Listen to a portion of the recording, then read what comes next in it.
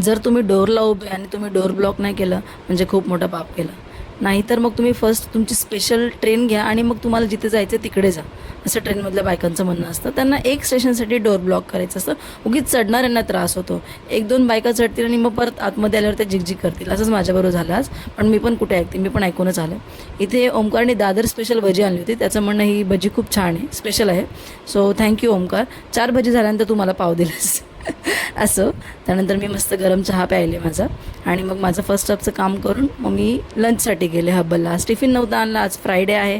So Friday मला मिसळ खायचं होतं. सो मी मिसळ घेतलं आणि मस्तपणे खाल्ले.